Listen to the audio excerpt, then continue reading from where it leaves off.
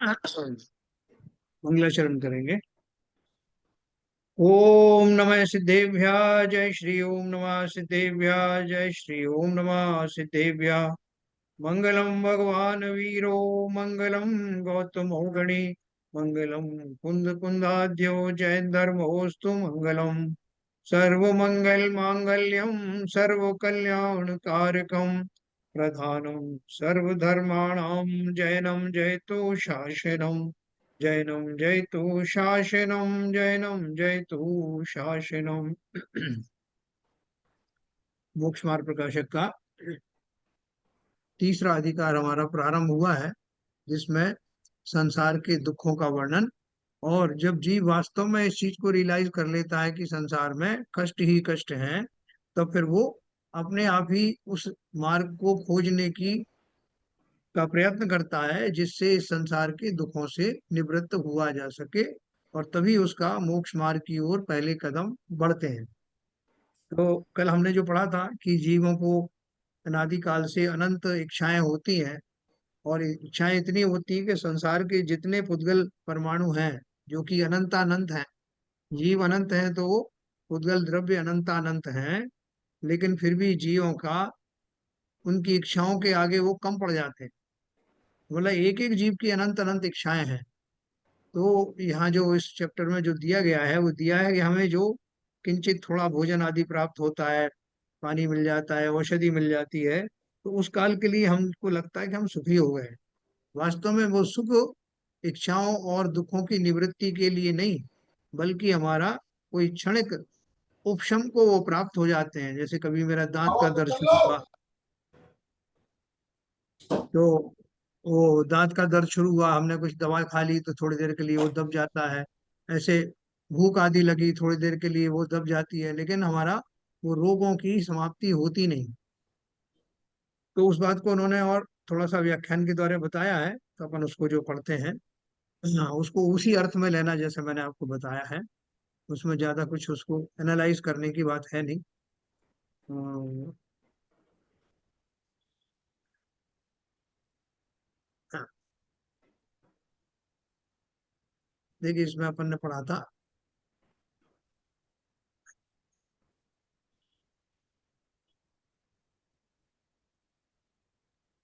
तथा एक विषय को छोड़कर अन्य का ग्रहण करता है, ऐसे झपट्टे मारता है, उससे क्या सिद्धि होती है।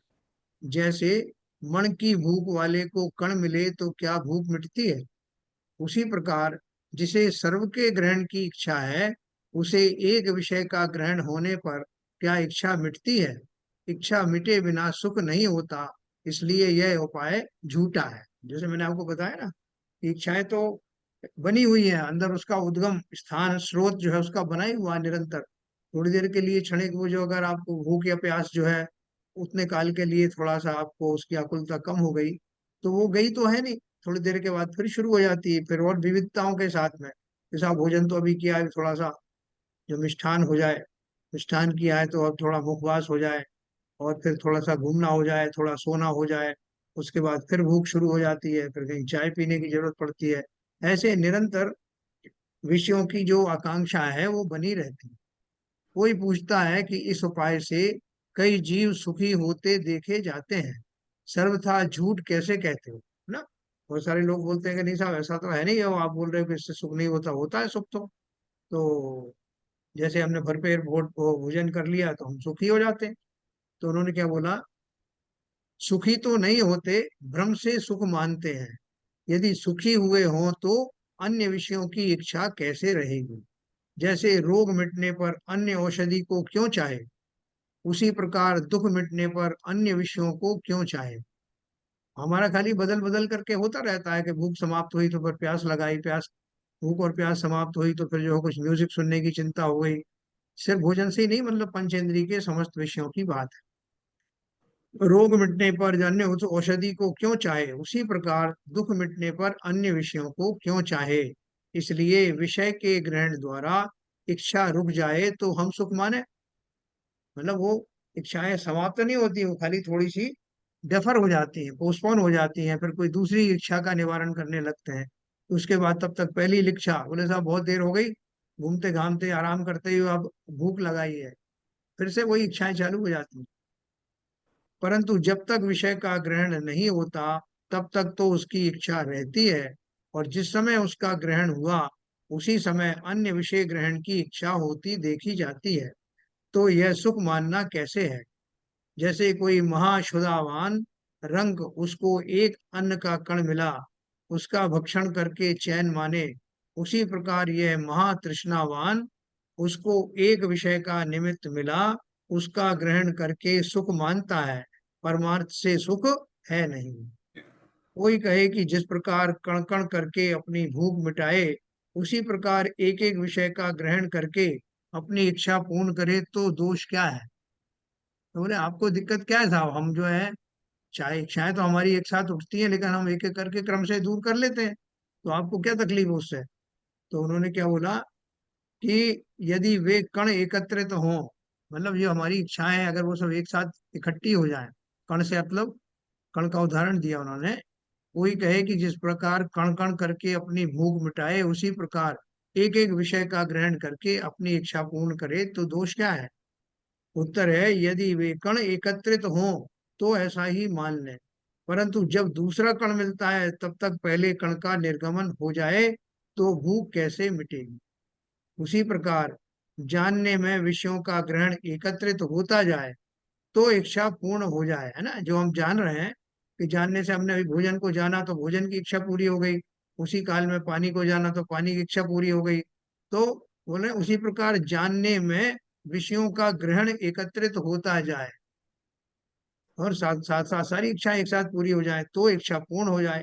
परंतु जब दूसरा विषय ग्रहण करता है तब पूर्व में जो विषय ग्रहण किया था उसका जानना नहीं रहता, तो कैसे इच्छा पूर्ण हो? इच्छा पूर्ण हुए बिना आकुलता मिटती नहीं है, और आकुलता मिटे बिना सुख कैसे कहा जाए? अभी मीठा मीठा खा रहे थे या रोटी रोटी खा रहे थे, पर मन लगा कि थोड़ा चावल खाया जाए, तो रोटी में मन लगा तो मुश्किल से वहां से मन हटाया, आप चावल खाने लगे तो फिर इच्छा हुई कि यार रोटी और ले लेते। तो मीठा खा रहे हैं तो लगा कि हम नमकीन खाएं, बहुत बहुत मीठा हो गया, तो नमकीन खाया तो फिर मीठा खाने की इच्छा। ऐसे बदल बदल के इच्छाओं की का कभी अंत होता नहीं। हाँ? उत्तर है, ये हमने पढ़ लिया। तथा एक विषय का ग्रहण भी मिथ्या दर्शनादि के सद्भाव पूर्वक करता है, इसलिए आगामी अनेक दुखों के कारण कर्म बंधते हैं। क्या बोल रहे हैं कि जब वो मैं विषयों का ग्रहण करता हूँ तो उसमें अत्यंत आसक्ति के साथ में मेरे जो भाव बनते हैं अत्यंत आसक्ति वाले बनते हैं, और जहाँ आसक्ति होती है वहां नवीन कर्म बंध होता है। तो इसलिए बोल रहे हैं एक विषय का ग्रहण भी मिथ्या दर्शनादि के सद्भाव पूर्वक करता है, इसलिए आगामी अनेक दुखों के कारण कर्म बंधते हैं। ज्यो ज्यो भोग मिले त्यों तृष्णा, और जो तृष्णा है वो परिग्रह है, वो परिग्रह है, वो महापाप है। तो इसलिए जो इच्छाओं का जो भोग है, जितना जितना आतुर होकर, जितना मैं राग युक्त होकर उन विषयों का सेवन करता हूँ, उतना उतना मेरे नवीन कर्म का बंध होता है। इसलिए यह वर्तमान में सुख नहीं है, आगामी सुख का कारण नहीं है, इसलिए दुख ही है। यही प्रवचन सार में कहा। तो बोल रहे हैं कि इच्छा कैसी है कि पहली बात तो इच्छाएं पूरी होती नहीं, एक साथ समाप्त होती नहीं, एक इच्छा के समाप्त होते दूसरी इच्छा शुरू हो जाती है, और उन इच्छाओं में जितनी जितनी आसक्ति के साथ उनको भोगता हूँ उतना उतना नवीन कर्म का बंध होता है, और आगामी काल में फिर वो इच्छाएं, अतृप्त इच्छाएं फिर जागृत होती रहती हैं। इसलिए जो मुनिराज भी आहार जो करते हैं वो ऐसे आकुल होकर के नहीं करते, ऐसी आसक्ति से गृद्धता से नहीं करते। वास्तव में तो उस चर्या में विधान ही ये है कि आहार आदि का जो लेना है वो किंचित अपने को संयम आदि में स्थिर होने के लिए किंचित भोजन लिया जाता है, और उसमें भी गरिष्ठ आदि भोजन का त्याग होता है। मतलब जो शास्त्र सम्मत बात है, कोई अगर स्पेसिफिक लेता हो तो बात अलग है, मगर शास्त्रों में इसकी इजाजत नहीं है। बिल्कुल सिंपल भोजन, सादा भोजन, जिससे कोई विकारों की उत्पत्ति ना हो, जिसमें कोई अनावश्यक ग्रंथता ना हो, ऐसा सिंपल सादा भोजन जो शरीर को टिकाए रखने के लिए, संयम आदि में बाधा ना आए इसके लिए लिया जाता है, तो वहां उनको उतनी आसक्ति उस भोजन आदि में नहीं होती। नहीं मिला अगर विधि पूर्वक तो नहीं लेते, और समता में रहते हैं, दुखी नहीं होते। तो इस तरह यही प्रवचन सार में कहा है, सपरम बाधा संयम विच्छिन्नम बंध कारणम विषमम जम इंद्रियेहिम लब्धम तम शोकम दुखमेव तहा। अर्थ है, जो इंद्रियों से प्राप्त किया सुख है वह पराधीन है, बाधा सहित है, विनाशीक है, बंध का कारण है, विषम है, सो ऐसा सुख इस प्रकार दुख ही है। क्या बताया प्रवचन सार में? जो इंद्रियों से प्राप्त किया हुआ सुख है वो तो पराधीन है, क्योंकि उनके आश्रित है। वो वस्तुएं हो, वैसा हो, मेरा सब जो है शारीरिक इंद्रियां भी काम कर रही हो, वैसे भूख आदि हो, बहुत सारी चीजों की उसमें पराधीनता होती है, और उसमें बहुत सारी बाधाएं हैं। कहते हैं कि जब हम कप मुंह तक लाते हैं तब तक भी इसकी गारंटी नहीं है कि वो पदार्थ अंदर चला जाएगा। बीच में ही गिर जाए प्याला, कोई झपट्टा मार दे, हाथ छूट जाए मेरा खुद का, और कोई शारीरिक ऐसी स्थिति आ जाए, तो वो मुंह के होठ तक गया हुआ प्याला भी आवश्यक नहीं है कि उसका पदार्थ ग्रहण हो। तो इसलिए इंद्रियों से प्राप्त किया सुख है वह पराधीन है, बाधा सहित है, विनाशीक है, बंध का कारण है, विषम है, सो ऐसा सुख इस प्रकार दुख ही है। इस प्रकार इस संसारी जीव द्वारा किए उपाय झूठे जानना। तो सच्चा उपाय क्या है? जब इच्छा तो दूर हो जाए और सर्व विषयों का युगपत ग्रहण बना रहे, तब यह दुख मिटे। हाँ, बोल रहे हैं कि क्या उपाय है? कि इच्छा तो दूर हो जाए और जितने भी विषय हैं वो उनका निरंतर ग्रहण होता रहे। इच्छा दूर हो जाए मतलब खाने से वो, जैसे भूख की इच्छा थी तो वो उस टाइम दूर हो गई, और भी जितनी इच्छा थी उनके विषय जो है निरंतर मिल रहे हैं और इच्छाएं दूर होती चली जा रही, कंटिन्यूस प्रोसेस हो रहा है। तब ये दुख किंचित मिट सकता है। सो इच्छा तो मोह जाने पर ही मिट सकती है। इच्छाओं का तो कभी ये कल्पना कर ही नहीं सकते कि इच्छाएं कभी मिट जाएंगी। इच्छा तो सर मोह इसमें जाने। सब एक शंका है सर। हाँ बोलिए। इच्छा दूर हो जाए के बाद जो लिखा है और सर्व विषयों का युगपत ग्रहण बना रहे, इससे क्या मतलब है? हाँ, वो कह रहे हैं कि इच्छा तो दूर हो जाए, इच्छा दूर का मतलब यहाँ समाप्त होने की बात नहीं है। जैसे मैं भोजन कर रहा हूँ। इच्छा हो ही नहीं, मतलब इंद्रिय सुख की इच्छा ही ना हो। नहीं नहीं, यहाँ जो कह रहे हैं इच्छा तो दूर हो जाए, यहाँ इसका अर्थ, इस लाइन का अर्थ मैं आपको बता रहा हूँ। इसका अर्थ है जैसे मैं भोजन कर रहा हूँ, तो करते करते मेरी वो, अब मैं भोजन कर रहा हूँ, वो भोजन करने की इच्छा चली गई है, मतलब उसकी आवश्यकता नहीं रही, भोजन कर लिया। और उसके साथ में और भी जो जो विषय उठ के आ रहे हैं उन सब की इच्छाएं साथ साथ ही समाप्त होती चली जा रही है, शमन होता चला जा रहा है। प्यास भी बुझ गई, भूख भी बुझ गई, और भी जो जो विषय मेरे अंदर में प्रकट हो रहे थे वो सब की एकदम पूर्ति होती चली जा रही है, युगपत ग्रहण होता रहे। युगपत माने एक साथ उन विषयों की प्राप्ति होती रहे। भूख के लिए भी निदान पूरा हो गया, सुगंध भी आ रही है, बाकी म्यूजिक भी सुनाई दे रहा है, और भी जो जो इच्छाएं हो रही है कि कोई ये फोन वर्क वगैरह भी अटेंड करता रहे, मुझे संदेश भी मिलता रहे, और मैं भोजन का स्वाद भी लेता रहूं। तो पहली बात तो यह है कि अपन ने उपयोग के संबंध में पढ़ा था कि उपयोग जीव का एक बार में एक ही विषय में लगता है। तो वो वैसे भी संभव नहीं है कि सब जगह मेरा उपयोग लगा रहे, तो इसलिए सबका मैं ग्रहण करता रहूं। ग्रहण करने का अर्थ मात्र उनको इंद्रियों के द्वारा पास करना नहीं है। ग्रहण का अर्थ यह है कि उन विषयों में होने वाली जो विषय वस्तु है,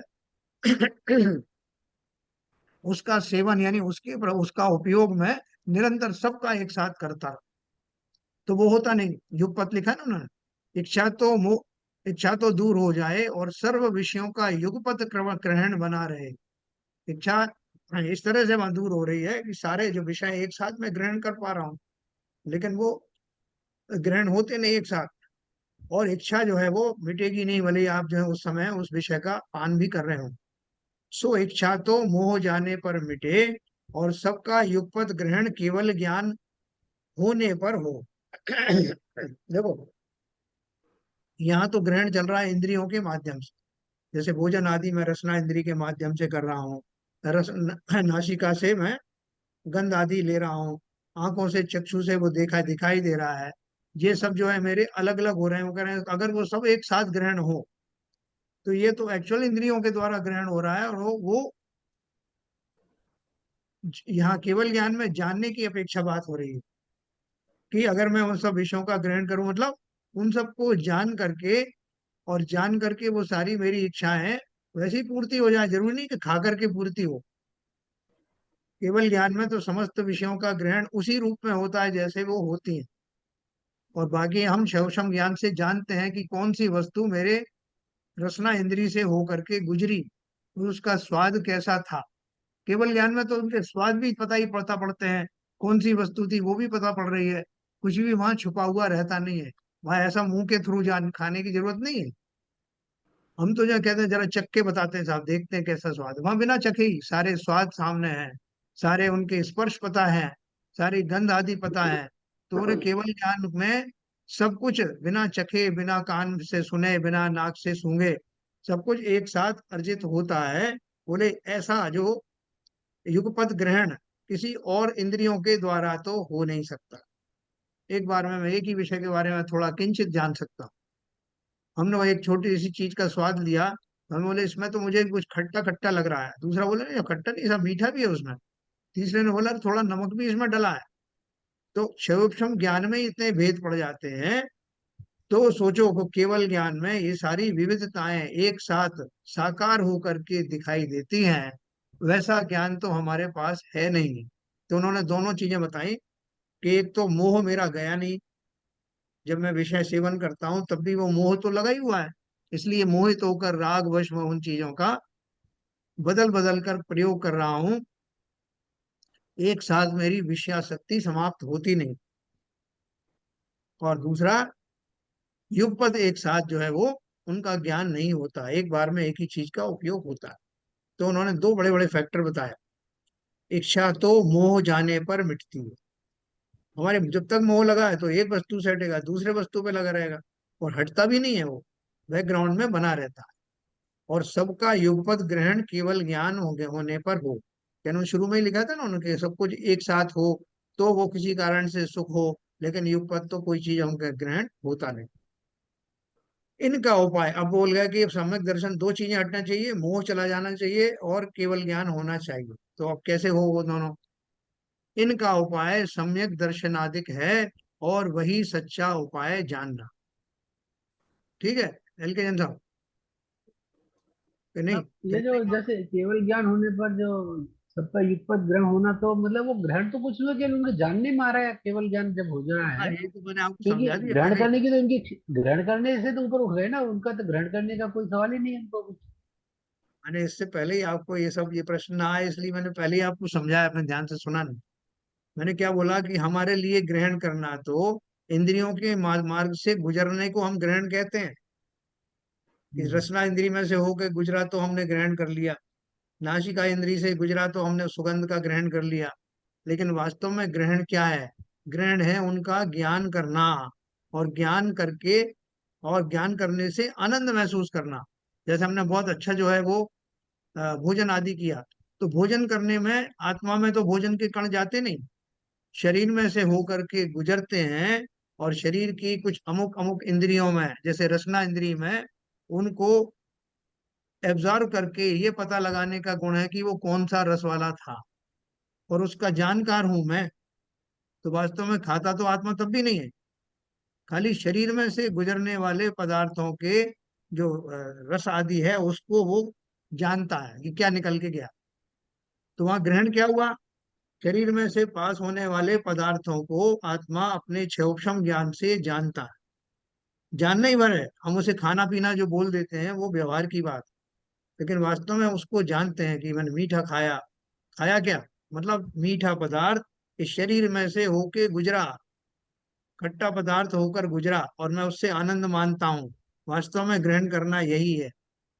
आंखों से मैं कोई पदार्थ देखता हूँ, उसके पीछे के जो आत्मा के प्रदेश हैं वो ये जानते हैं कि शरीर की चक्षु इंद्रियों द्वारा जो ग्रहण हुआ है वो क्या दृश्य था। वो फिर अपने मति ज्ञान से, स्मृति से जानता है कि वो दृश्य अच्छा था या बुरा था।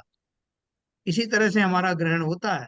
शरीर ग्रहण करता नहीं, आत्मा उसको प्राप्त करता नहीं। लेकिन निमित्त निमित्तिक संबंध के कारण शरीर में उत्पन्न होने वाली इंद्रियों के माध्यम से आत्मा जानता है कि कौन सी इंद्री से उसका कौन सा विषय होकर गुजरा है। तो जब जानने को ही ग्रहण कहते हैं, तो केवल ज्ञान से उत्तम जानना और कहाँ हो सकता है। उनको लगता है कि जानने का मतलब वो थोड़ी है जैसे खाया, खाता तो आत्मा कभी नहीं है, उस काल में भी नहीं खाता।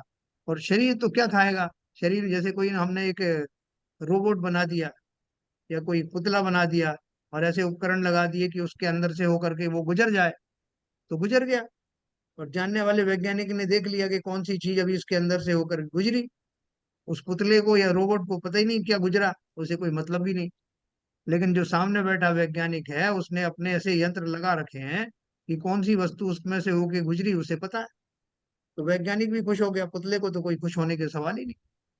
इसी प्रकार लेकिन से सब इंद्रिय सुख वाली चीजें तो मतलब इंद्रियों के माध्यम से जो चीजें आ रही हैं, उसको तो केवल ज्ञानी को उन चीजों से कोई मतलब ही नहीं है, तो ना वो जानना ही नहीं चाहते, उनको मतलब जानने में आएंगी क्या, वो जो उनका तो वो उसका उद्देश्य ही नहीं है उनका तो।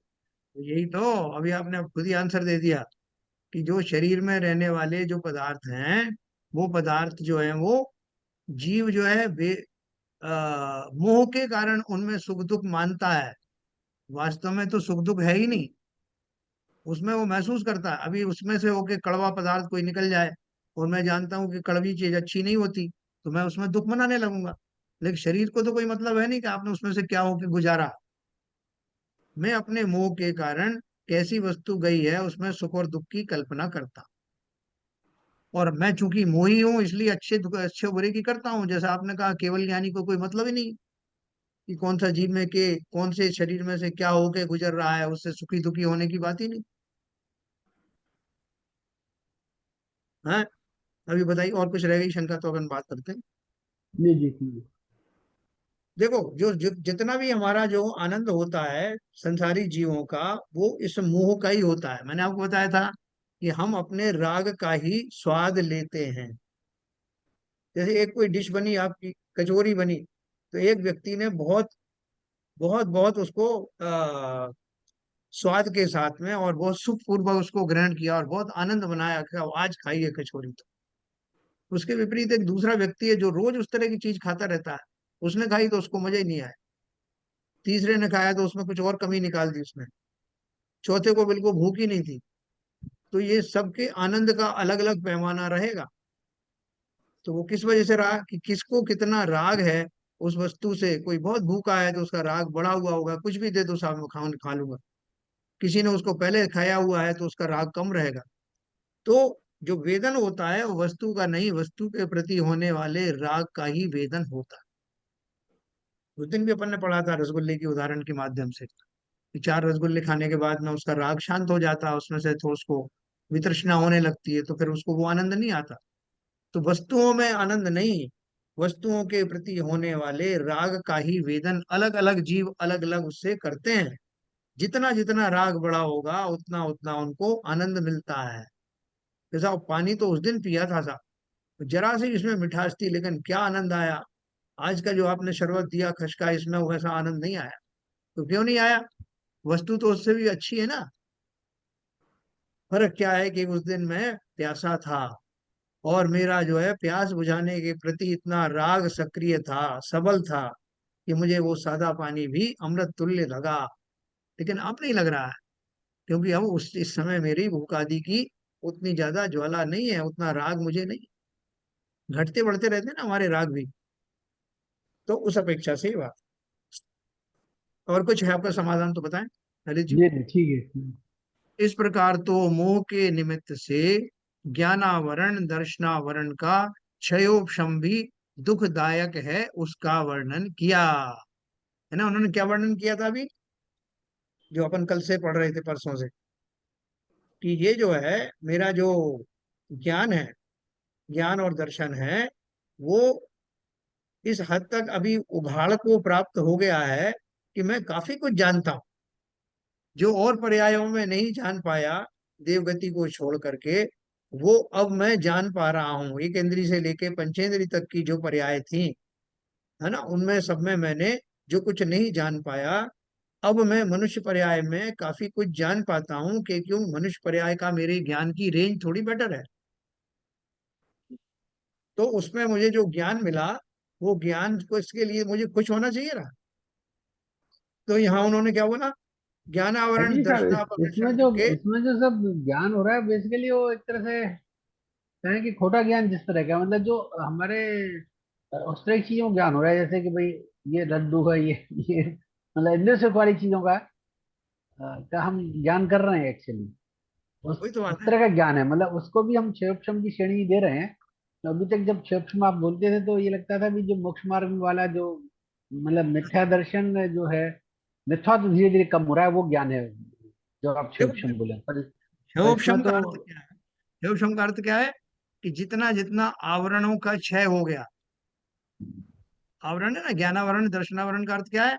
ज्ञान के ऊपर आवरण छाया हुआ है, दर्शन के हम्म, ऊपर आवरण छाया है। तो जितना जितना उस आवरण का क्षय और उपशम हो जाता है, उतना उतना ज्ञान उघाड़ में आ जाता है। क्षयोपशम का हम्म। अर्थ ये। हाँ, वैसे मतलब ये, पर अभी तक हम लोग ये सोचते थे कि जब जी। क्षयोक्षम मतलब कि मिथ्यात्व में कमी आ रही है। हाँ हाँ, नहीं वो नहीं है। लेकिन इत्यादि में कमी नहीं। ये जो ज्ञान हुआ है, हाँ, जो कि दुख का कारण है, उसमें मिथ्यात्व में कोई कमी नहीं आई है, इसलिए दुख का कारण तो बना ही रहेगा।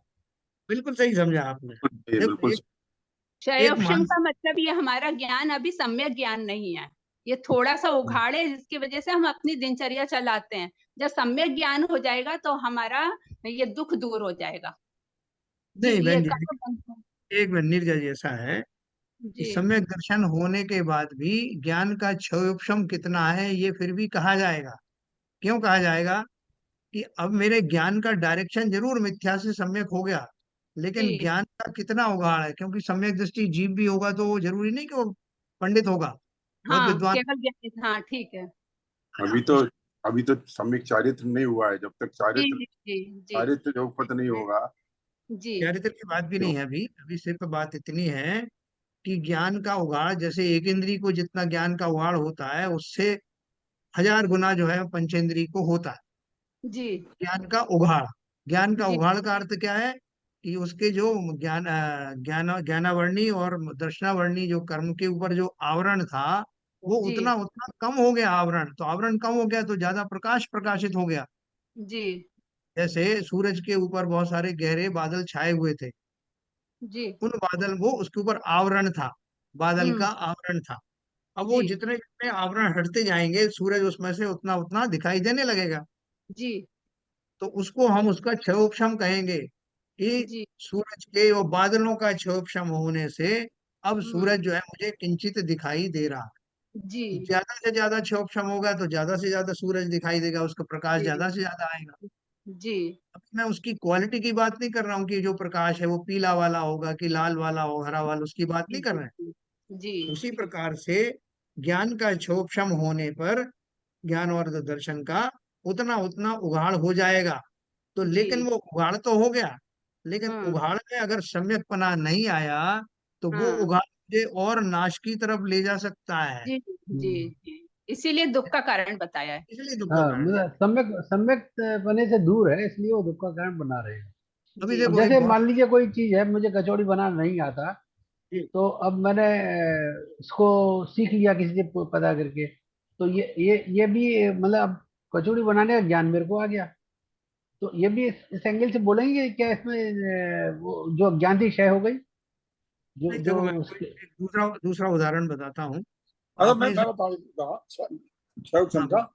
जैसे हम्म, एक क्लास के अंदर बच्चे 10 पढ़ रहे हैं और टीचर एक पढ़ा रहा है, और टीचर जो पढ़ा रहा है तो उसमें से दो बच्चे तो जो टीचर पढ़ा रहा है उसको ग्रहण कर रहे हैं, और बच्चे सब ग्रहण सही कर रहे हैं, लेकिन समझ रहे हैं जो ज्ञान ये क्षय जिस बच्चे का जिसका क्षय सब है उसी हिसाब से वो समझ रहा है।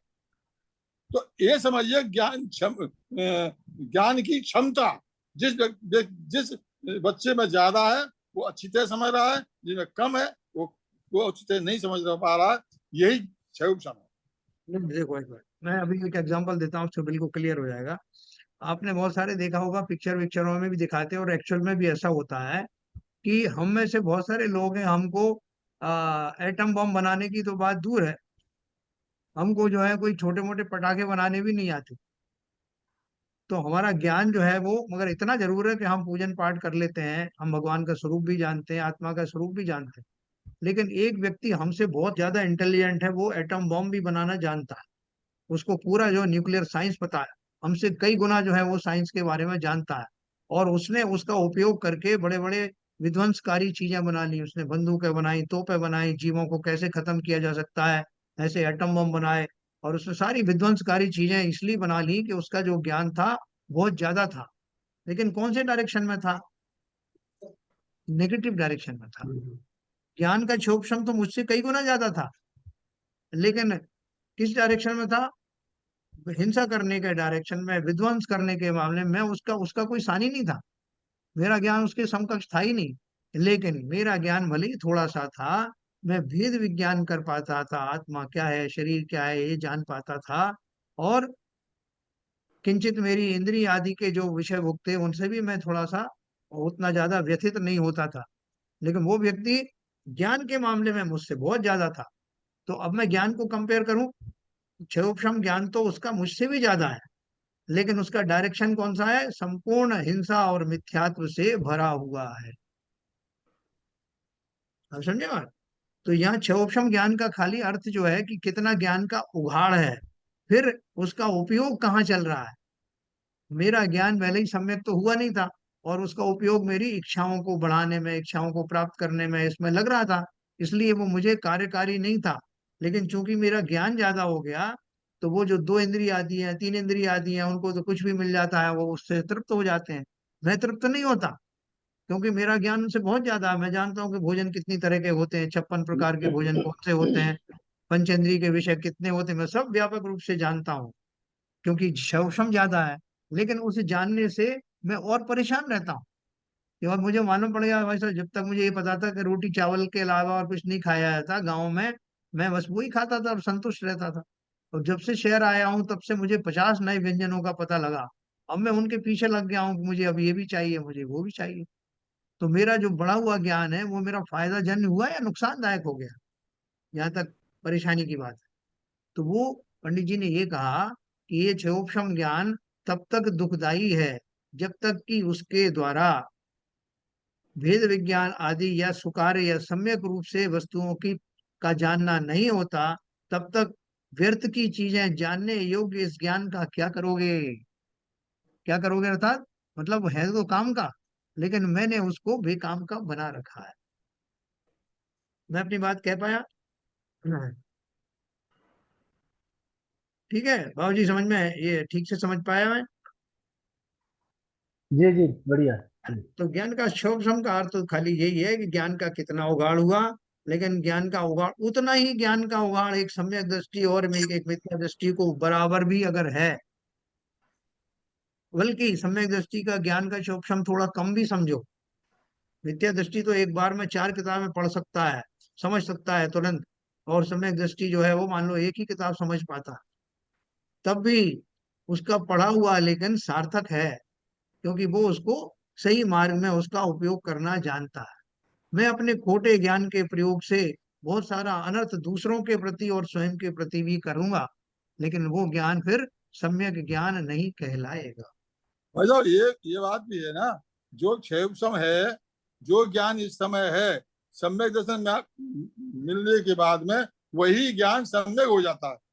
मिथ्या ज्ञान जब तक सम्यक दर्शन नहीं है तब तक मिथ्या ज्ञान है, और जब सम्यक दर्शन प्राप्त हो जाता है सम्यक ज्ञान हो जाता है। तो बस, क्षम तो बराबर है, क्षम बराबर। दोनों बराबर है। लेकिन सम्यक दर्शन होते ही वही जो क्षम है वो मिथ्या सम्यक ज्ञान में परिवर्तित हो जाता है। बस, ये बस। ये ये इसकी वो है, मेन चीज है। ठीक है, सबको समझ में आया? कुछ कंफ्यूजन हो तो अभी अभी निबड़ लेते हैं। हैं? है किसी को और अभी कोई कंफ्यूजन? अभी अब अभी निपटने की जरूरत नहीं पड़ेगी, बहुत समझा हाँ। दिया है। नहीं सर, थोड़ा सा कंफ्यूजन, मतलब क्लैरिफिकेशन है। तो इसका मतलब हम ये कह सकते हैं कि जो जीव सम्यक दृष्टि है वो कभी भी एटम बम या बम बनाने जैसा किसी भी कार्य बिल्कुल नहीं करेगा। नहीं करेगा, बिल्कुल नहीं करेगा। जहाँ मनुष्य में जीवों की हिंसा होती है, देखो आप देखो सम्यक दृष्टि जीव होने के बाद भी अभी अगर वो संयमी नहीं हुआ है, जैसे रामचंद्र जी के उदाहरण अपन देते हैं, उन्होंने भी बहुत युद्ध किए अपने जीवन में, है ना। सम्यक दर्शन तो था ही उनको, शायद सम्यक दर्शन थे, तो तुरंत प्रश्न उठता है कि ऐसे सम्यक दृष्टि होने के बाद भी उन्होंने युद्ध भी किए, सीता जी का वियोग भी सहा, विलाप भी किया, तो ये उनके ऊपर घटित कहाँ हुआ, है ना। तो देखो सम्यक दृष्टि जीव अगर युद्ध जीतने की बात भी करता है, कोई धर्म युद्ध वगैरह जीतना है उसको, जैसे उनकी सीता जी का ही अपहरण कर लिया तो उनको तो उन्हें छुड़ाना था, तो उनके भाव ये थे, वहां रावण का सत्यानाश करने का भाव नहीं था, या उस लंका को धूल में मिटा देने का भाव नहीं था, बल्कि भाव क्या था कि इन के इन प्रकार सीता जी को मुक्ति दिलाई जाए। तो यहाँ उसके विपरीत में अगर दूसरे व्यक्ति होते, युद्ध का प्रयोग उन्होंने भी किया, दूसरा इसलिए करता कि इस रावण के प्रति इतना तीव्र द्वेष रहता कि उसने ऐसी जुर्रत की, उसको मिट्टी में मिला दूंगा और लंका में रहने वाले एक से जितने लोग हैं सबको मृत्यु की नींद सुला दूंगा। ऐसा भाव होने की बजाय उनके भाव ये था कि भैया लंका के जो लोग हैं उन्होंने बेचारों ने क्या किया, निरपराध है बेचारे, इस मानी व्यक्ति के कारण ये सब हो रहा है, और मुझे भी उसका मान कम करने की या उसको कोई सजा देने का भाव नहीं है, मुझे तो सीता जी को छुड़ाना है, अगर वो आसानी से दे दे तो मुझे और अच्छा है। ऐसा उन्होंने मैसेज भी भेजा था। तो सम्यक दृष्टि जीव युद्ध करते हुए भी उन युद्ध के जैसे विभत्स परिणाम होते हैं उनमें हर्ष नहीं मानता। तो ये जो सम्यक दृष्टि जीव की आपने जो बात करी कि वो इस तरह के जो एटम बम बनाने या मास हिंसा करने के इस तरह के भाव उसके नहीं होते, उसके विपरीत एक मिथ्या दृष्टि जीव है, वो उसका क्षोभक्षम ज्ञान थोड़ा कम भी हो तब भी उसके मन में ऐसे ही भाव आएंगे कि मैं मिसाइल बना डालूं, मैं ये कर लूं जिससे जीवों का नाश हो, ध्वंस। तो ये फर्क है। लेकिन सर फिर इसमें भी फिर वो ऑब्जेक्टिविटी आ गई ना, मतलब जब मैं अगर कोई जीव एटम बम बना रहा है, हो सकता है कि वो इसलिए बना रहा है क्योंकि कोई देश ऐसा है जो बहुत ज्यादा विश्व को परेशान कर रहा है, यातनाएं कर रहा है, जहाँ पे कि लोगों को बहुत परेशान किया जाता है, वो और देशों के साथ में और लड़ाइयाँ करके बहुत लोगों को मार रहा है, तो उस देश को अभी थोड़ा सा सबक सिखाना जरूरी है, इसलिए मुझे बम बनाना पड़ रहा है। तो मतलब व- इसी इसी अगर रामचंद्र जी के एग्जाम्पल को ही देखें तो सिर्फ बम बनाने को एब्सोल्यूट टर्म्स में नहीं कह सकते कि वो मिथ्या दृष्टि है, उसका बिहाइंड में पर्पस क्या है वो भी डिटेल में समझना पड़ेगा, राइट। यस यस यस, बिल्कुल सही कह रहे हैं। लेकिन इस एग्जाम्पल में हम ये भी कह सकते हैं जो एटम बम किसी अच्छे ऑब्जेक्टिव से बना भी रहा हो, लेकिन उसके साथ वो एक उस देश के सारे जो कॉमन मैन है उनकी भी तो हिंसा हो जाएगी। देखिए एक का एक, सबक, एक ही को फोकस नहीं करके सबक नहीं सिखाया जा सकता, इसमें अननेसेसरी बहुत सारी हिंसा हो जाएगी। तो यहाँ पे जो उसका विवेक का यूज है वो प्रॉपर नहीं है। और भेद विज्ञान होने के बाद जो क्षयोक्षम होता है वहां पे विवेक है, और ये भेद विज्ञान के बिना जो ज्ञान का क्षयोक्षम है वो विवेक शून्य भी हो सकता है। देखिए एक बात और आपने सही कहा, अभी जैसे जो न्यूक्लियर एनर्जी वाले या एटॉमिक एनर्जी को यूज करने वाले जो लोग हैं, तो उन्होंने जब शुरुआत में ये प्रयोग किए कि किस तरह से परमाणु के अंदर में शक्ति होती है, कि उन परमाणुओं का जब विखंडन होता है तो बहुत सारी ऊर्जा निकलती है, ये उन्होंने सिद्धांत की खोज की। तो जो खोज करने के बाद में उनको पता लगा कि ऐसे परमाणुओं का विखंडन होने से इतनी एनर्जी निकलेगी, तो अब उनके पास में दो विकल्प थे, उस एनर्जी का उपयोग कौन से कार्य में किया जाए। तो एक विकल्प तो था कि उससे एटम बॉम्ब बनाया जाए और उस एनर्जी का प्रयोग करके लाखों जीवों को मौत की नींद सुला दिया जाए। दूसरा विकल्प ये था कि उस एनर्जी का उपयोग करके परमाणु बिजली घर बनाया जाए और वहां से जो विद्युत उत्पन्न हो दूर दूर तक भेजी जाए, थोड़े से ईंधन से इतनी विद्युत जो बन जाती। तो उसका जो शांति प्रिय उपयोग है वो हुआ उनका परमाणु बिजली घर के रूप में, जिसमें हम लोगों ने काम किया। तो जी। हमारी ही दूसरी ब्रांच में वो परमाणु बम भी बनाए जाते हैं। तो शांतिपूर्ण उपयोग जो है वो भी जो ज्ञान वाले जो ज्ञानी जीव नहीं बनाया जिसको उतना ज्ञान था, और उसका विध्वंसक उपयोग भी उन्होंने किया जिन्हें उस तरह का करने का भाव था। ठीक है ना। तो वो जो संसार में जितनी सारी चीजें हैं उनकी जानकारी तो हमारे ज्ञान में होती है, लेकिन हमारा उपयोग इस पर निर्भर करता है कि मैं क्या चाहती हूँ। मिथ्यादृष्टि जीव को ऐसी बात सूझेगी नहीं, वो या तो दोनों की चीज सूझेगी कि मैं जरूरत पड़ जाए तो किसी को मार डालूंगा, और नहीं तो अपना शांति प्रिय प्रयोग तो कर ही रहा हूँ। लेकिन जो शांति प्रिय प्रयोग करने वाले हैं, जैसे गांधी जी का उदाहरण देते ना, कि देश तो बहुत सारे स्वतंत्र हुए, बंदूक के बल पर भी हुए, लेकिन उनका कहना था कि अहिंसा के बल पर भी स्वतंत्र हुआ जा सकता है, और करके दिखाया। नहीं, तो ये विपुल जी हमारे, के अभी जो एग्जाम्पल है, जैसे उन्होंने कहा किसी देश को कोई देश ज्यादा ज्यादती कर रहा है तो उसको सबक सिखाने के लिए इस पर्पस से वो बनाए जाए। ठीक है, पर्पस ठीक है, लेकिन वहां पे पूरा देश के सारे नागरिक मिलकर तो खराब नहीं कर रहे हैं, कुछ लोग ही कर रहे हैं, तो उनको कैसे सीधा करा जाए? उनके अलावा तो दूसरे जनों की हिंसा हो जाएगी। क्या हो जाएगी? तो वो इसकी नहीं परवाह नहीं नहीं, करता, इसमें उसका द्वेष। मतलब इसमें बहुत सारे परमुटेशन, ये एक जो नीरजा जी ने कहा वो एक एक एग्जांपल है। जैसे कि भारत ने भी परमाणु बम बनाया, हाँ, लेकिन भारत की एक पॉलिसी है कि भाई, इंडिया की पॉलिसी है कि we will never first use, हम सिर्फ अपने डिफेंस के लिए बना के रखा है। अब जो लोग साइंटिस्ट को वो जॉब दिया गया कि भाई आप बनाओ, बिकॉज हमें ये भी ध्यान रखना है कि जो हमारे शत्रु देश हैं, अगर वो इस पावर से लेस हैं तो हमें भी उतनी पावर अपने को डेवलप करनी है, लेकिन हमें हिंसा नहीं करनी है। और हमारी पॉलिसी है कि we will never first use it. तो हाँ, मेरा कहने का मतलब ये है कि सिर्फ एब्सोल्यूट टर्म्स में ये कहना कि परमाणु बम बनाना वाला मिथ्या दृष्टि है, या वो विवेकशील नहीं है, मेरे ख्याल से सही नहीं होगा। उसका पर्पस, उसका उद्देश्य और उसका मतलब थोड़ा सा और एक लेवल का डिटेल भी जानना बहुत जरूरी हो जाएगा बिफोर क्लासिफाइंग दैट। आप ठीक कह रहे हो। ये नहीं अपन ने सुनिए क्रूड कैंसर। एग्जाम्पल दिए हैं, मोटे मोटे एग्जाम्पल दिए हैं अपन ने। एक मिनट, जो एग्जाम्पल अपन ने दिए हैं वो मोटे मोटे एग्जाम्पल दिए हैं। इसकी अगर पूरी व्याख्या करेंगे तो बहुत टाइम लग जाएगा, लेकिन व्याख्या सब की जा सकती है। अब बोले कि एक व्यक्ति ने अपने घर में बंदूक रखी हुई थी, तो उससे बोला गया कि भैया, तुम बता रहे थे कि तुम्हारे सारे जो पड़ोसी हैं वो बहुत ईमानदार और सभ्य लोग हैं, तो फिर ये बंदूक क्यों रखी हुई है? तुम ही बता रहे थे कि सब लोग बहुत अच्छे सज्जन लोग हैं।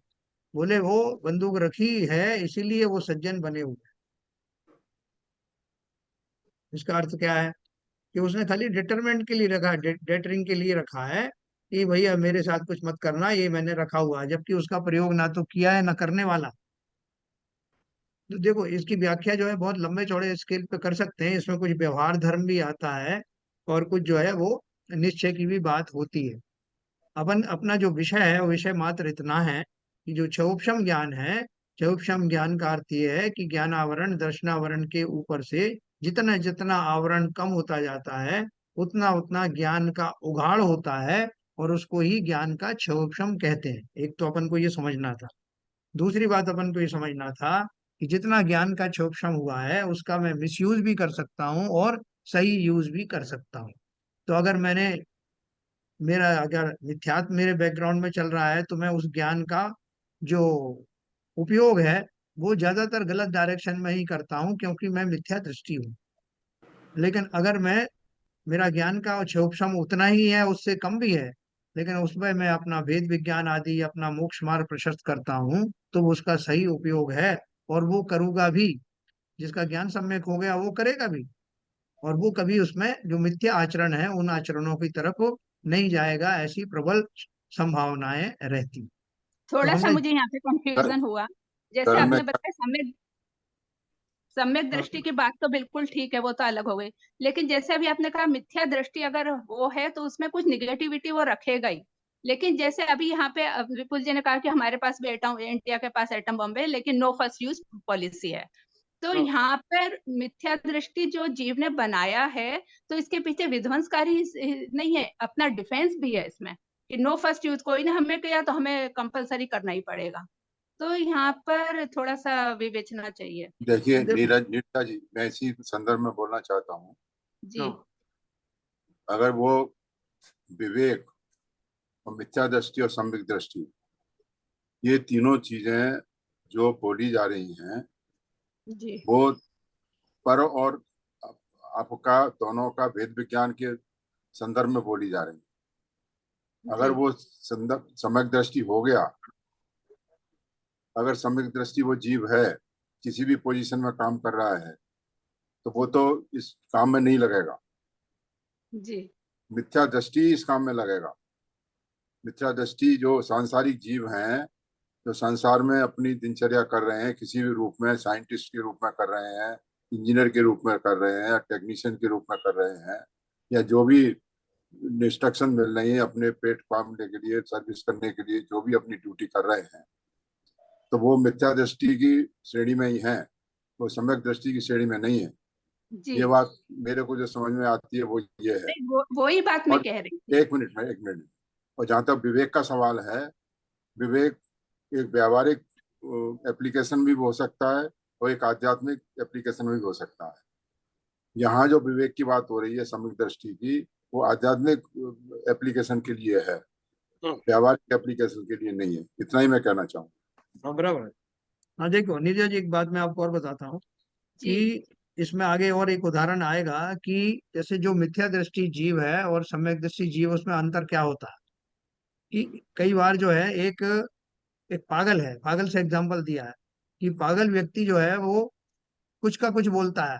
जैसे बहन को जो है उसने आ, सहेली बोल दिया, मित्र बोल दिया, या जो है अपने जो किसी मित्र को शत्रु बोल दिया, या किसी भाई को बहन बोल दिया, बहन कुछ भी बोल सकता है वो। लेकिन कभी कभी वो, अब उसके सामने से पूछ रहे हैं एक एक करके रिश्ता लाकर, ये कौन है तुम्हारी, तो बहन की जगह उसने भाई कह दिया, या कुछ और बोल दिया जो बिल्कुल गलत है। लेकिन कभी कभी फिर माँ को लाके खड़ा किया, बोले ये कौन है, बोले मेरी माँ है। तो बोलते हैं कि कई बार वो भी बोल देता है जो कि सत्य होता है। लेकिन पागल का कोई भरोसा नहीं, सिर्फ इसलिए कि उसने एक आध एग्जाम्पल में सही किया है उसका पागलपन चला गया है, ऐसा नहीं। वो तो उसका उसी में एक लिंक में आ गया कि उस समय बाई चांस जो है वो जैसा था वैसा उसके मुंह से निकला, लेकिन उससे उसका पागलपन दूर हुआ है, ऐसा नहीं माना जाएगा। उसी प्रकार से मिथ्या दृष्टि व्यक्ति कई बार ऐसे आचरण करता हुआ भी पाया जाएगा जैसा सम्यक दृष्टि करता है, लेकिन इतने मात्र से ये मत समझ लेना कि उसका मिथ्यात्व चला गया है, जी क्योंकि उसके बैकग्राउंड में तो मिथ्यात्व भरा हुआ है। उस प्रोसेस में कई बार वो जो चीजें वो तो कहता चला जा रहा है, उसमें से बाई चांस कोई सच भी तो लगती है कि जैसी है वैसी उसके मुंह से निकली, लेकिन उसको चूंकि बहुत सही ज्ञान हुआ नहीं है, इसलिए उसकी इस बात को भी मिथ्यात्व में ही गिना जाता है। उसी प्रकार से सम्यक दृष्टि जीव का जो मंतव्य है, अनंतानुबंधी और अपन ये पढ़ रहे थे ना, उसका जी मंतव्य ही अलग होता है, जैसा सीबीएन साहब ने कहा। जबकि एक मिथ्या दृष्टि जीव है, उसका मंतव्य खोटे होते हैं। उस खोटे होने के प्रोसेस में कई बार वो अच्छी बात भी कर देता है, और उतने मात्र से उसका मिथ्यात्व चला गया है, ऐसा नहीं कहा जा सकता। बिल्कुल सही है, बिल्कुल सही है। ये इसमें मिथ्या आगे दृष्टि और। जी, हाँ मिथ्या दृष्टि जीव और सम्यक दृष्टि जीव में यही अंतर है कि मिथ्या दृष्टि जीव बहुत से काम अच्छे भी करता है, लेकिन हाँ, वो सम्यक दृष्टि नहीं हो सकता। उसका सम्यक बैकग्राउंड दृष्टि में क्या जब भी चल रहा है। होगा जबकि उसके वो वस्तु स्वरूप को समझेगा। बराबर। और जब तक वस्तु स्वरूप को नहीं समझेगा, अब हम ये सोच रहे हैं बगल वाला हमारा शत्रु है, हम यहाँ पे चक्कू और वो रख लें, तो वो नहीं। ये अगर हम हिंसा की कोई भी प्रवृत्ति करते हैं तो किसी भी कीमत पे, किसी भी सिद्धांत से यह सम्यक दृष्टि का लक्षण है ही नहीं, बिल्कुल वही मैंने कहा है बाबूजी। किसी दूसरी भी बात दृष्टि से नहीं। है, जो आपने हिंसा के 4 रूप बताए, संकल्पी हिंसा, और उसका जो आप बिल्कुल सही कह रहे हैं। जो जो क्या कहते हैं, बॉर्डर पे जाके देश की रक्षा कर रहा है, वो जो हिंसा करता है, वो अपनी ड्यूटी कर रहा है, फिर भी क्या कहते हैं, उसे हिंसा का दोष तो लगेगा ही, उसको सम्यक दृष्टि नहीं कह सकते आप। नहीं कह वो सकते जी, न्यूक्लियर बम चलाने के लिए जो बैठा हुआ है, जिसके हाथ में बटन रखा हुआ है, अब उसको क्या कहते हैं, मिथ्या दृष्टि ही है कहेंगे, उसको सम्यक दृष्टि नहीं कह सकते। अभी देखो, अभी इसमें एक और आगे आएगा कि वो जो मिथ्या दृष्टि जीव की भक्ति और सम्यक दृष्टि जीव की भक्ति में क्या अंतर है। बोलते हैं कि सम्यक दृष्टि जीव चुपचाप हाथ जोड़े खड़ा हुआ है, प्रभु का स्मरण कर रहा है, और दूसरा एक मिथ्या दृष्टि जीव है, वो मूर्ति से लिपट लिपट जा रहा है, और ऐसा उसका भक्ति का भाव चल रहा है कि उससे 6 गुना, सम्यक दृष्टि से 6 गुना भक्ति दिखाई दे रही है। लेकिन फिर भी उसकी जो भक्ति है, जब केवल ज्ञानी जानेगा, तो उनमें क्या डिफरेंस होगा, कोई डिफरेंस होगा या नहीं होगा। अरे हाँ बहुत होगा। डिफरेंस, बहुत उसकी डिफरेंस। भक्ति में निदान होगा, कोई वांछा होगी फिर। है। भाई जो मिथ्या जो दृष्टि विद्या जीव की दृष्टि है, भक्ति। जैसे नीरजा जी कह रही हैं, हाँ बिल्कुल निदानपूर्वक हो रही है वो भक्ति। हाँ। तो वो उसका जो जो एक्सप्रेशन है, वो उसका एक्सप्रेशन 6 गुना ज्यादा होगा। प्रतिमाओं से लिपट जाएगा, कपड़ों से उनको लपेट देगा, बार बार रगड़ रगड़ के उनको करेगा, और एक व्यक्ति थोड़ा जो है भले ही सम्यक दृष्टि ना भी हो, लेकिन वो ही जानता है कि इन ऊपर की क्रियाओं में बल्कि और रगड़ रगड़ी में तो बहुत सारे जीवों की हिंसा भी होती है। उसकी बजाय अगर मैं चुपचाप हाथ जोड़ के शांत परिणामों के द्वारा उतनी देर में जितने में वो क्रियाएं संपन्न होती हैं, उससे एक फ्रैक्शन में, पॉइंट में कितना उसको पुण्य की प्राप्ति होती है। मैं अगर वहां वो से बात बताऊं, इसमें अंतर बताऊं मैं। जी देखो, जो रगड़ रगड़ के और लपेट लपेट वर्तमान लिपटा हुआ है, हाँ वो राग से भरा हुआ है, हाँ हाँ हाँ हाँ हाँ, पूर्ण रूप से राग से भरा हुआ है। जो जी जो सम्यक दृष्टि जी जो बाहर से भक्ति कर रहा है, वो तत्व को ज्ञान को जानता है, वो तत्व को समझता है। इसीलिए, और राग, जहाँ राग है वहां पर सम्यक दृष्टि हो नहीं सकता। राग को जितना कम करेंगे उतना ही आप सम्यक दृष्टि बनेंगे। तो इसीलिए आप ये कहना है कि वो लिपट लिपट के अगर रगड़ेगा और मूर्ति के साथ में वो करेगा, तो वो 100% मिथ्या दृष्टि है, 100% है वो। देखो देखो, अपन खाली इतनी बात कर रहे हैं कि जो अपना टॉपिक ये चल रहा था, क्षयोपशम ज्ञान का अर्थ क्या है। क्षयोपशम ज्ञान में सम्यक दृष्टि भी हो सकता है और मिथ्या दृष्टि भी हो सकता है, ज्ञान के उगाड़ की अपेक्षा से। लेकिन जो मिथ्या दृष्टि जीव है वो भेद विज्ञान से रहित होता है, उसको पता आत्मा और शरीर में भेद नहीं मालूम होता, इसलिए वो बेफिक्र होकर के उन सब क्रियाओं का वो उस तरह से पालन करता रहता है। उसे ऐसे नहीं मालूम है कि कौन सा जो है जीव की क्रिया है, कौन सी शरीर की क्रिया है। वो और उस चक्कर में जो जितनी भी इच्छाएं आदि होती हैं, उन इच्छाओं की पूर्ति करने में अपने आप को सुखी मानता है।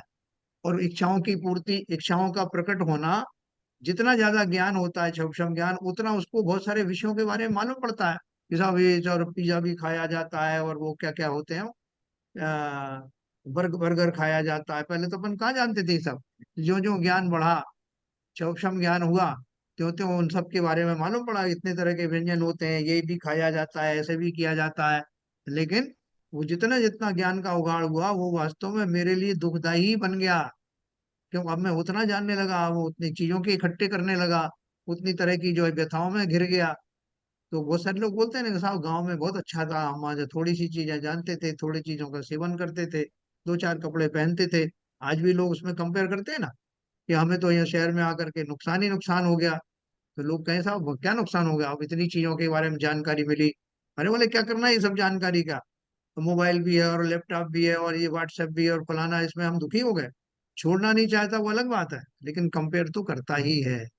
उसी प्रकार से प्राप्त ज्ञान का अगर सदुपयोग होने लगे तो थोड़ा सा ज्ञान ही काफी है। लेकिन इसका अगर दुरुपयोग हो रहा है, तो ये कहने में बहुत सारे लोग आते हैं कि भैया ज्यादा ज्ञान वास्तव में दुख का कारण है। पंडित जी ने उसी बात को लाए हैं कि वो दुख का कारण जो कहा जाता है, वो इसी अपेक्षा से कहा जाता है कि अगर मैं उस ज्ञान का दुरुपयोग करूं, इच्छाओं की और नए नए साधन ढूंढने में करूं, तो वास्तव में वो ज्ञान का क्षोभशम इच्छाएं होने के कारण दुख का ही कारण है ना। लेकिन अगर इच्छाओं से मैं रहित हो जाऊं, मेरा मार्ग ही बदल जाए, मेरा बैकग्राउंड मोह से हट जाए, तो थोड़ा सा भी क्षोभशम ज्ञान होगा, वो कार्यकारी होगा। ये बात मैं कह पाया, आपको ठीक से समझा पाया। जी सर। तो इसलिए देखो, अभी इसको और आगे उन्होंने दिया, अभी इतने से कम नहीं किया उन्होंने, क्योंकि अभी जो ललित जी भी मुझे लगता है पूरी तरह सेटिस्फाइड हुए नहीं है।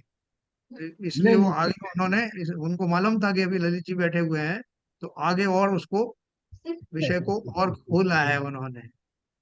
ठीक है, ऐसी सूक्ष्मता तो होनी चाहिए जिससे और सब खुल के आ जाए। तो देखो उन्होंने क्या लिखा है, मोहनी कर्म के उदय से होने वाला दुख, उसके पहले जो मैंने आपको बताया वही लिखा है, जो मुंह से विषय ग्रहण की इच्छा है वही दुख का कारण जानना। फिर मोहनी कर्म के उदय से होने वाला दुख और उससे निवृत्ति, मोह का उदय है सो दुख रूप ही है, किस प्रकार है सो कहते हैं। है ना, जो अभी मोह की अपन बात पढ़ी थी ना, अभी तो अपन जो है संक्षेप में पढ़ रहे थे, वो टॉपिक आया नहीं था, अब वो टॉपिक आया है जो अपन ने चर्चा की है। इसमें नीरजा जी की बात भी है, आपके जो इनकी भी बात है, ललित जी की भी बात है, सबकी बात जो है अब आ रही है। दर्शन मोह से दुख और उससे निवृत्ति। अभी हाँ तक आपने जो बताया आध्यात्मिक एंगल से तो बात समझ में आ गई, लेकिन ये- व्यवहारिक एंगल से अभी कंफ्यूजन बना हुआ है। हाँ हाँ हाँ। तो वो उसका खुलासा ये अभी कल अपन करेंगे। ये मैंने आपको टाइटल बताया, दर्शन मोह से दुख और उससे निवृत्ति। दर्शन मोह कौन सा है? जो मोहिनी कर्म के दो भेद है ना, जिसे हम जी मिथ्यात्व कहते हैं, वो दर्शन मोहिनी ही है। जी जी तो वो मिथ्यात्व के बारे में आएगा कि दर्शन मोहन मोह के कारण से जो मिथ्या दर्शन होता है उससे तकलीफ क्या है।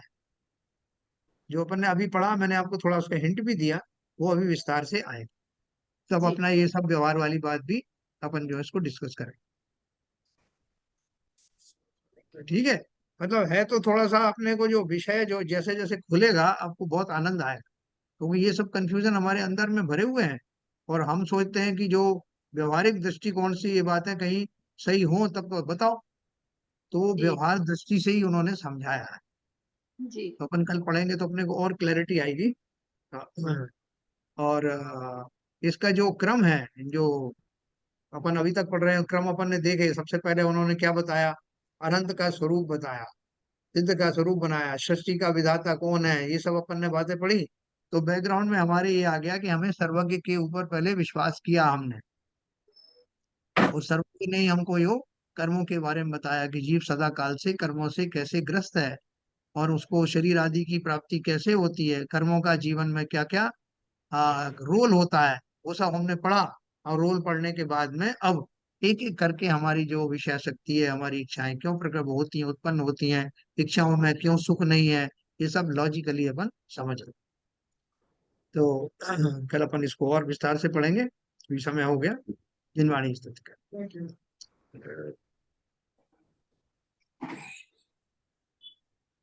नित्यतम नाश वेको ज्ञान के प्रकाश वेको अपपर भास वेको भानु सी बखानी है। छह द्रव्य जान वेको बंध वेदी भान वेको स्वपर पिछान वेको परम प्रमाणी है। अनुभव बताए वेको जीव के जताए वेको काहू न सताए वेको भव्य और रानी है। जहाँ तहाँ तार वेको पार के उतार वेको सुख विस्तार वेको यही जिन वाणी है। हे जिनवाणी भारती तो है जपूजन रहन, जो तेरी शरण गए सो पावे सुख चैन। या वाणी के ज्ञान से सूझे लोकालो, तो वाणी मस्तक धरो सदा देते हैं धो, सदा देते हैं धो। जिनवाणी माता की जय। नमो कर्म।